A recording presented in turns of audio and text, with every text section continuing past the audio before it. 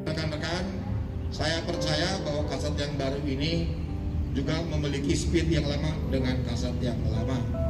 Nah, karena khusus kepada Polrestabes diberikan kewenangan oleh Kapolda untuk memilih kasat-kasatnya, termasuk pada saat Pak Anom memilih 5 kasat yang sekarang sudah purna.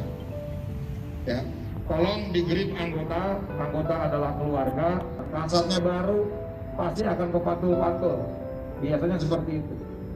Jadi kalau ada kasat yang baru, ada Kapolres yang baru, meloncat-loncatlah seakan-akan kita sebagai orang yang baru.